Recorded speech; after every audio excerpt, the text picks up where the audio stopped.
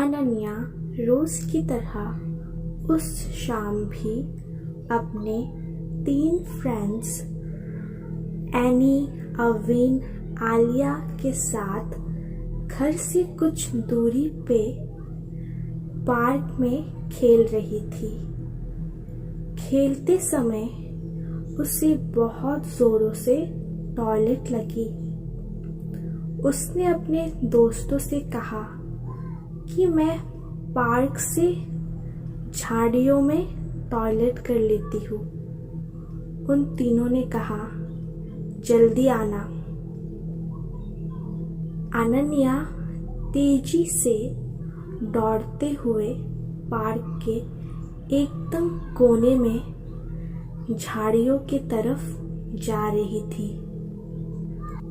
वो झाड़ियों के अंदर जा ही रही थी कि तभी अचानक एक बुढ़ी औरत उसके सामने आ गई और उसने अनन्या से पूछा, बेटा आप कहाँ जा रहे हो? अगर आप झाड़ियों के साइड जा रहे हो तो उधर नहीं जाओ। अनन्या थोड़ी घबरा गई कि आंटी मेरे को वहां जाने से क्यों मना कर रही है। लेकिन अनन्या ने आंटी से बोला, आंटी मुझे बहुत जोरों से टॉयलेट आ रही है, मैं इसलिए जा रही हूँ। ये सुनकर आंटी ने कहा कि अगर ऐसी बात है तो आप अपने घर चले जाओ, या आपका घर का डिस्टेंस यहाँ से ज्यादा है तो मेरे घर चलो, लेकिन उधर झाड़ियों में मत जाना। ये सुनकर अनन्या ने आंटी से कहा, मैं यहीं चली जाती हूँ, 2 मिनट की ही तो बात है, क्यों आपको छूट मूट का डिस्टर्ब करूं। पर सच्चाई ये थी कि अनन्या उस अनजान आंटी के साथ नहीं जाना चाहती थी।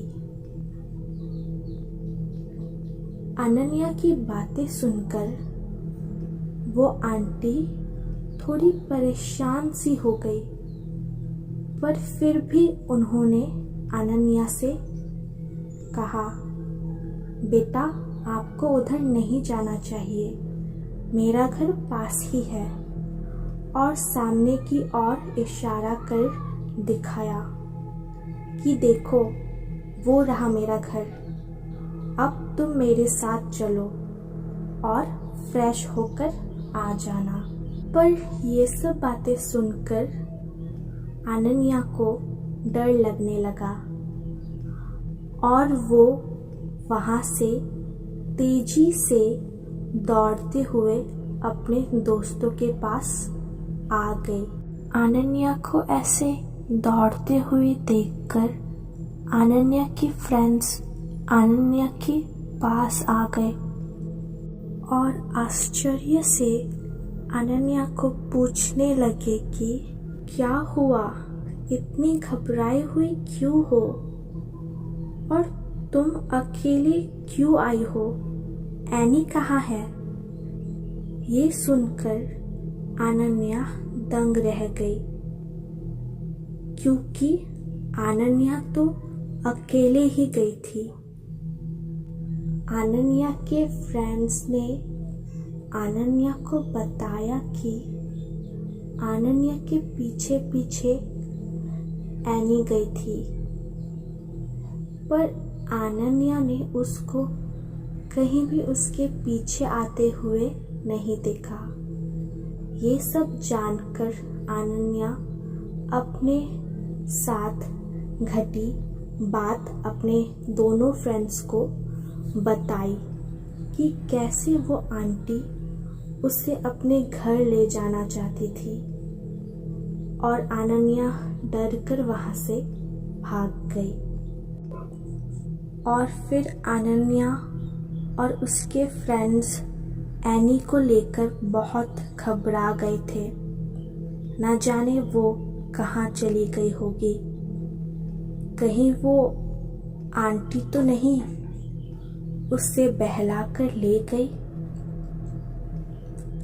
फिर वो सब मिलकर ये तय कर लिया कि वो एनी को झाड़ियों के साइड जाकर खोजेंगे और फिर वो सब साथ में एनी को झाड़ियों में खोजने लगे। थोड़ी देर के बाद और झाड़ियों में थोड़ा अंदर चले जाने के बाद उन्हें बहुत ही मध्यम सी रोने की आवाज आ रही थी। वो सब तेजी से उस ओर बढ़े तो वो आवाज धीरे धीरे तेज होने लगी। फिर वो सब जल्दी जल्दी उस जगह पहुंचे जहां से आवाज आ रही थी।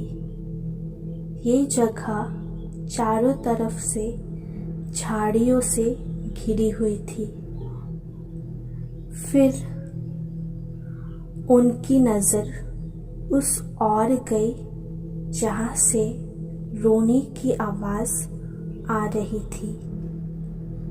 उन लोगों ने देखा कि एनी वहां कीचड़ में फंसी हुई है और वो सब उसे निकालने के लिए उसके ही ओर बढ़ रहे थे। अचानक ही एनी ने चिल्लाते हुए कहा कि नहीं, यहाँ मत आओ, ये कीचड़ नहीं दलदल है। और ये बोलकर वो फिर से रोने लगी और रोते रोते कहा, प्लीज मेरी हेल्प करो, मुझे किसी भी तरह से बचा लो, प्लीज मुझे यहाँ से निकालो। फिर वो सब वहाँ से बाहर आ गए और कुछ अंकल्स को बताया ये बात और फिर उनके हेल्प से अनन्या को वहाँ से बाहर निकाला। इन सब के बाद वो चारों अपने अपने घर चले गए, पर अनन्या के दिमाग में वो आंटी की बात अभी भी थी। अगले दिन वो चारों फिर से मिले तो अनन्या ने अपने फ्रेंड्स से कहा कि क्यों ना आंटी के घर चला जाए। कुछ देर में वो लोग आंटी के बताए घर के बाहर थे, पर उस घर में कोई नहीं था और घर के बाहर दरवाजा पे ताला लॉक था। वो लोग आंटी के घर के बगल में रहने वाले अंकल से पूछने लगे, अंकल आपके घर के पास में जो बुढ़ी आंटी रहती है वो कहाँ गई है, क्या आपको पता है? अंकल ने इसके बाद जो जवाब दिया वो उनके लिए बहुत ही चौंकाने वाला था। अंकल ने बोला कि बेटा जी, वो आंटी की डेथ 2 दिन पहले ही हो गई है। वो सामने वाला पार्क देख रहे हो, उसी में कॉर्नर में झाड़ी के पीछे दलदल है। उसी दलदल में फंसकर आंटी जी का डेथ हो गया था। ये सब सुनकर अनन्या का होश उड़ गया। वो लोग आंटी के हाउस के पास गए।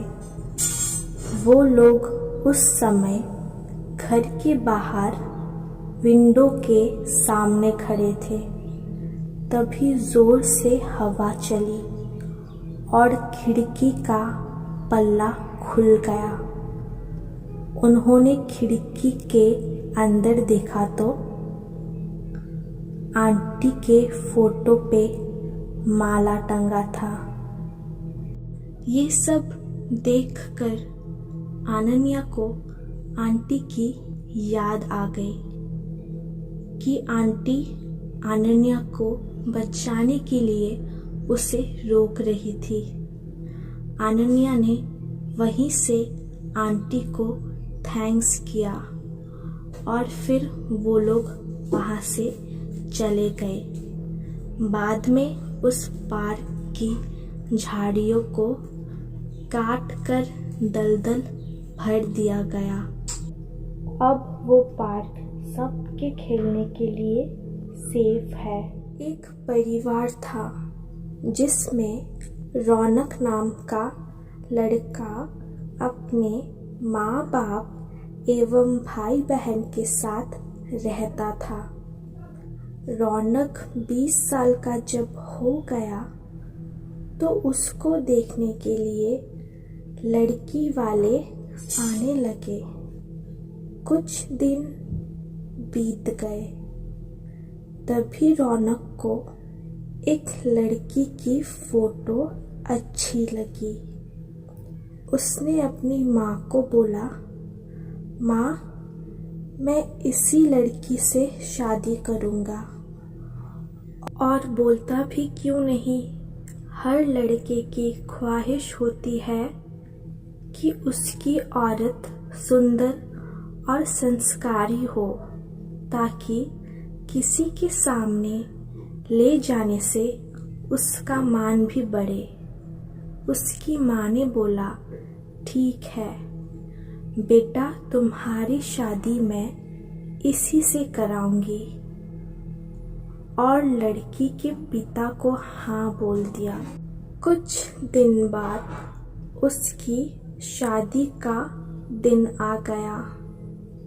वो बहुत खुश था क्योंकि उसकी हल्दी, मेहंदी और संगीत से घर में खुशी छाई हुई थी।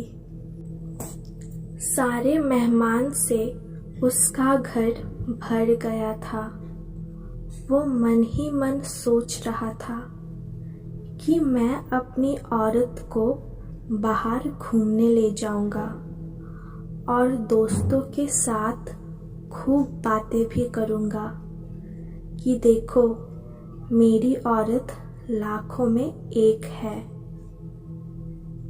और उस दिन उसका इंतजार भी खत्म हो गया, क्योंकि उस दिन उसकी शादी जो हो रही थी।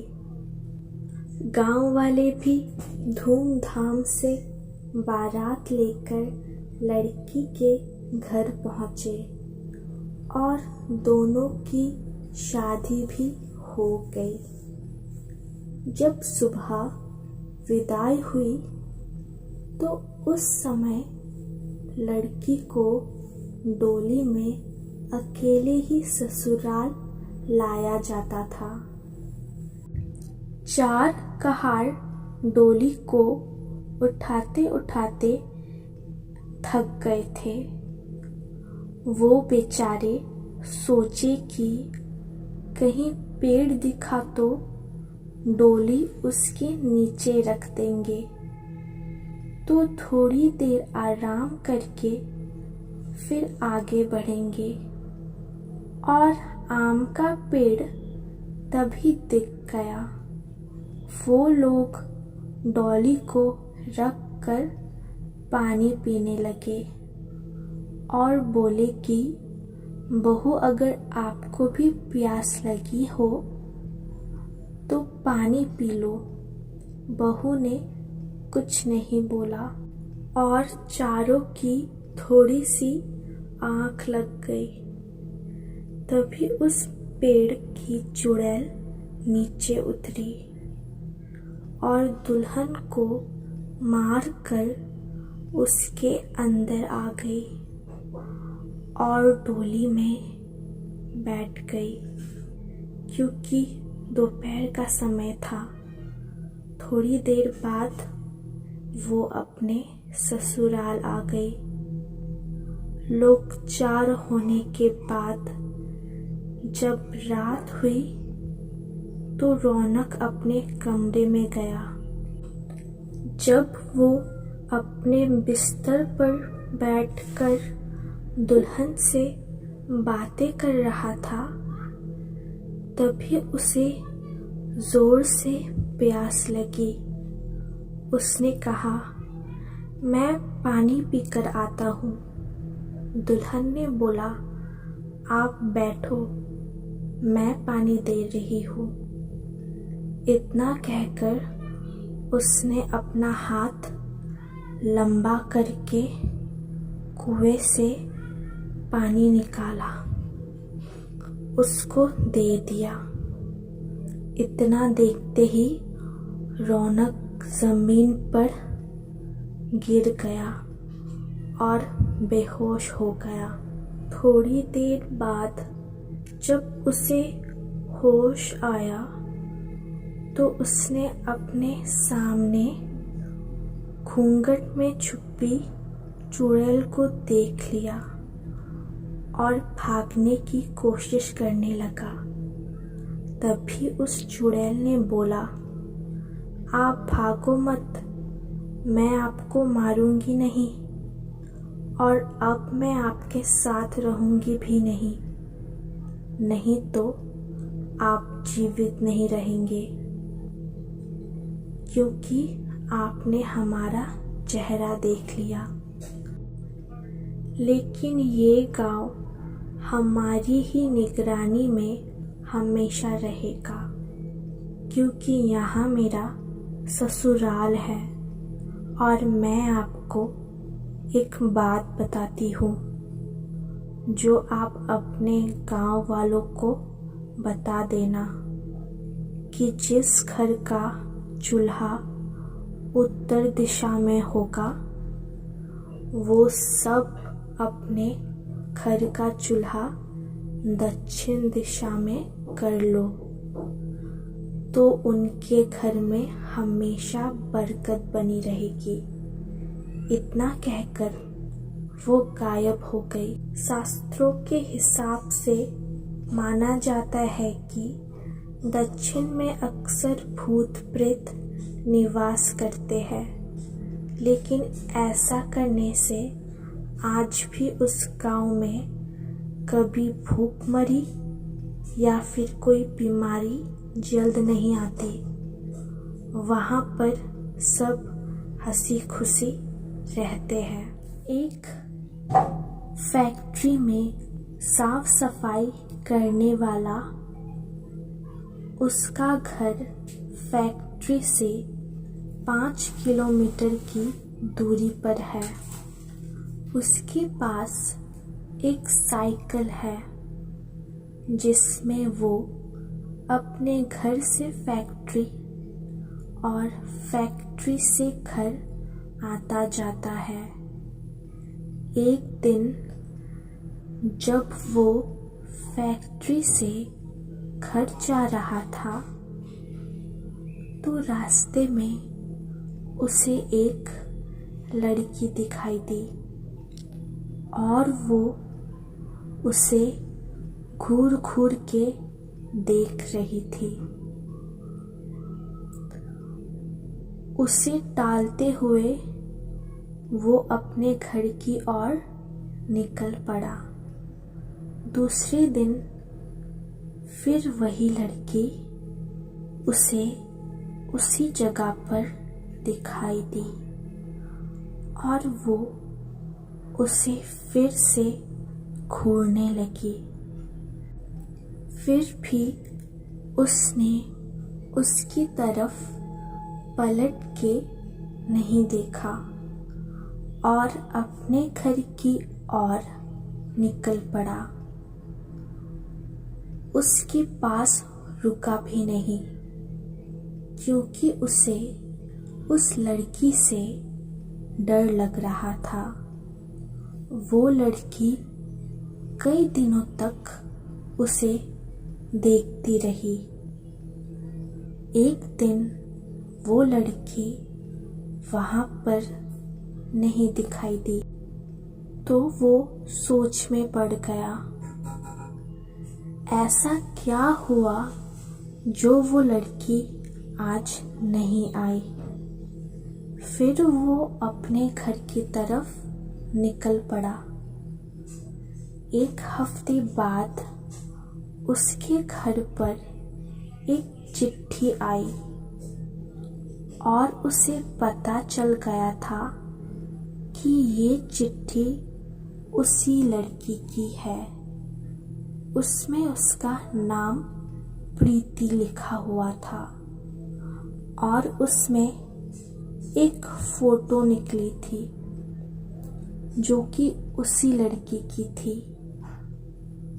वो चौंक गया कि उसे उसका पता कैसे मिल गया।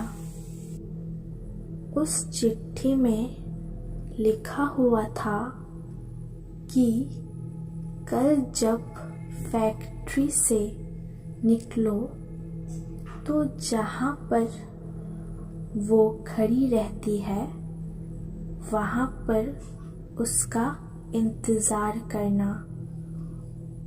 उसके दूसरे दिन वो वहाँ पर पहुँच गया तो वो लड़की वहाँ पर नहीं खड़ी थी। उसने उसका काफ़ी इंतज़ार किया, फिर भी वो नहीं आई।